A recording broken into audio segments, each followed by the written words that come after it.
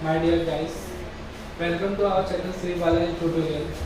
We can proceed new topic for live process in living organism part 2 of sexual reproduction in flowering plant. So हम ये देखेंगे कि sexual reproduction plants में कैसे होते हैं, फ्लावरिंग प्लांट्स में कैसे होते हैं. तो फ्लावरिंग प्लांट्स में हमारे पास दो चीजें होती है. एक होता है यूनिसेक्सुअल फ्लावर और दूसरा होता है बाइसेक्सुअल फ्लावर. तो अगर मैं बात करूं यूनिसेक्सुअल फ्लावर की, तो what is mean by unisexual flower. Okay, so unisexual, uni means single. ऐसे फ्लावर जिनके अंदर सेक्सेस सेपरेटेड होते हैं उन्हें कहा जाता है यूनिसेक्सुअल फ्लावर. बाइसेक्सुअल, जिनके अंदर बाय मींस होता है टू. ऐसे ऑर्गेनिज्म जिनके अंदर सेक्सेस क्या होते हैं, एक ही बॉडी के अंदर होते हैं, उसे कहा जाता है बाइसेक्सुअल फ्लावर. तो जैसे कि अब यहाँ पे हम जिसकी बात करने वाले एग्जांपल में ही डिस्कस रोजा साइनेंसिस, जिसको हम इंग्लिश में चाइना रोज और हिंदी में गुड़हल का फूल, अड़हुल का फूल इस तरीके से जानते हैं.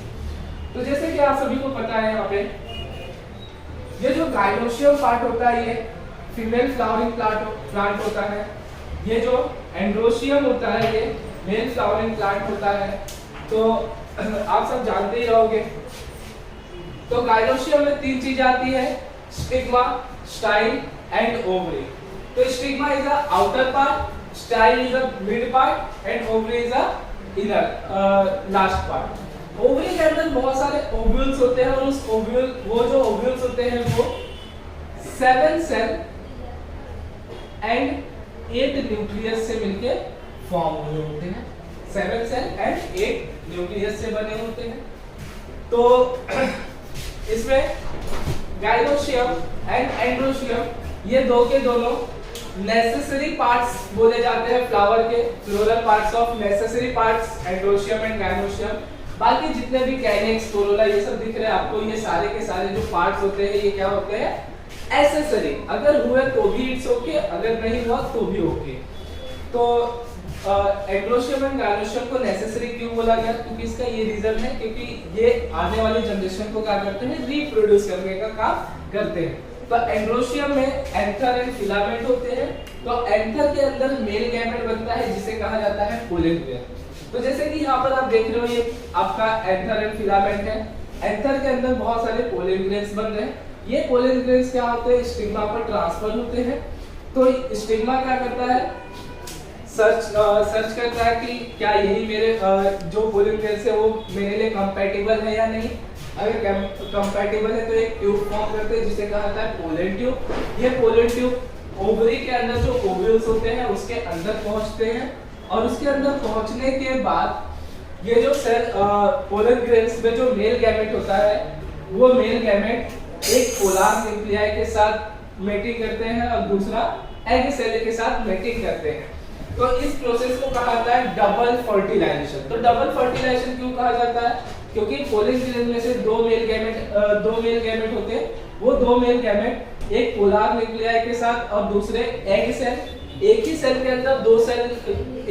अंदर दो बार फर्टिलाइजेशन होता है, इसलिए उसे कहा जाता है डबल फर्टिलाइजेशन. जब मेल गैमेट पोलर न्यूक्लियाई के साथ, okay, polar nuclei plus male gamete form mixup होते हैं तो बनाते हैं endosperm. Egg cell plus male gamete form होते हैं तो बनाते हैं सीड. तो इस तरीके से सेक्सुअल रिप्रोडक्शन फ्लावर्स में डन होता है. तो फर्स्ट ऑफ ऑल पॉलिनेशन होता है जहां पर पोलन ग्रेन्स ट्रांसफर होते हैं एंथर टू स्टिग्मा.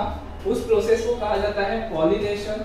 तो पोलन ग्रेन स्टिग्मा पे जाते हैं, स्टिग्मा उसको देखता है कि क्या ये वही फ्लावर, जिस फ्लावर के पोलन ग्रेन चाहिए वही फ्लावर की पोलन ग्रेन्स है या नहीं. अगर नहीं होते तो उसको डिग्रेडेट कर देते हैं. अगर होते हैं तो एक पोलन ट्यूब फॉर्म होता है जो कि ओव्यूल से जोड़ता है.